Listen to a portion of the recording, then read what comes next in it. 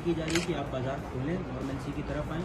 और जो भी पुलिस सुरक्षा है वो मुहैया कराई जाएगी। 2 कंपनी तैनात है भीम में, हमारी तरफ से पूरी छूट। आप लगातार व्यापारी खोल सकते हैं। बिल्कुल, समस्त व्यापारियों से मैं जिले में अपील करूंगा कि वो अपने बाजार खोलें और नॉर्मलसी की तरफ। धारा 144 लागू है। धारा 144 लागू है। धारा 144 का मतलब ये है कि 5 से अधिक व्यक्ति एक साथ नहीं जा सकते। शादी और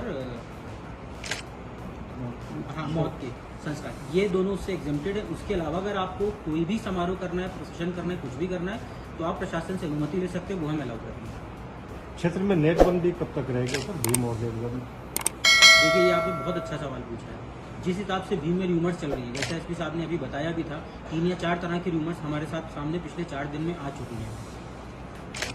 सोशल मीडिया की बहुत ही स्ट्रिक्ट मॉनिटरिंग की जा रही है। मैं समस्त मीडिया वासियों से और इनफैक्ट आमजन से भी आपके माध्यम से अपील करना चाहूँगा कि कोई भी रूमर अपने पास किसी भी व्हाट्सएप ग्रुप में आती है तो तत्काल प्रशासन या पुलिस को उससे अवगत कराएं, ताकि हम उस पर स्ट्रिक्ट से स्ट्रिक्ट एक्शन तुरंत ले सकें।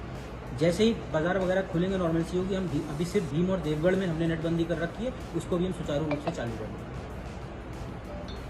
देखिए, आज जो माननीय सांसद महोदया थी, उसके साथ कुछ एमएलए वो ज्ञापन देने के लिए आए थे और मौके की स्थिति देखते हुए पर्याप्त जाब्ता लगाया गया था। एक अनफॉर्चुनेट घटना हो गई जिसमें कि एक व्यक्ति था जिसने हमारे एक सिपाही के ऊपर तलवार से हमला किया। उस व्यक्ति को हमने अरेस्ट कर लिया है और उसको डिटेन करने का हमने उससे पूछताछ की। एक मुख्य चीज़ सामने आई कि जब से हमने ये जो 2 दुर्दांत अपराधी उदयपुर में जिन्होंने घटना की, मर्डर किया, उनको पकड़ा है, कुछ न कुछ अफवाह कस्बे में चल रही है। शुरू में ये अफवाह चली कि उन अपराधियों ने मस्जिद के अंदर शरण ली, जो पूर्णतः निराधार निकली।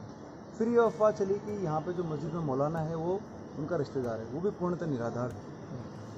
फिर उसके बाद जो कांस्टेबल के साथ में घटना हुई, इसमें अपराधियों को हमने पकड़ा, उसका मौका तस्दीक कराया गया। इसमें मीडिया के लोग भी हमारे साथ थे, पुलिसकर्मी भी हमारे साथ थे, सीसीटीवी कैमरा भी पूरे बाजार में लगे हुए हैं।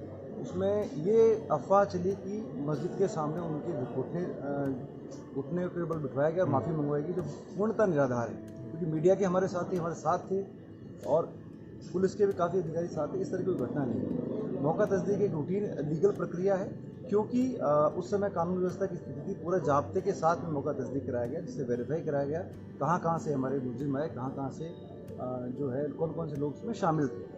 इसमें जो अफवाह है, अफवाह फैलाने वालों के खिलाफ भी हम कार्रवाई करेंगे। अभी इंटरनेट बंद लगातार चल रहा है।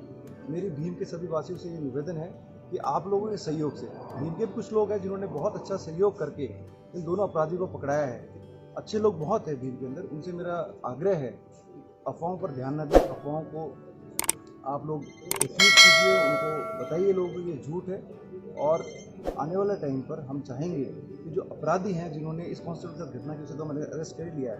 पिछली बार भी जो घटना हुई जिसमें सिपाही के ऊपर तलवार चली, उसमें भी जो अपराधी हैं, कोबरा गैंग, स्पेशली जो इस इलाके में काफ़ी आतंक इन्होंने फैला रखा है, जो भीम और ब्यावर क्षेत्र के अंदर काफ़ी आतंक फैला रखा है। हमारा उद्देश्य है कि इसमें जो क्रिमिनल्स हैं उसको हम पकड़ें। इसमें आमजन का सहयोग हमें चाहिए। मुझे लगता है कि कोई भी पॉलिटिकल पार्टी इस चीज़ को लेकर के सपोर्ट नहीं करेगी। आज शंकर जी जो एमएलए ब्यावर है, उन्होंने भी इसकी भर्त्सना की है, तो सभी संगठनों का हमें सहयोग मिल रहा है।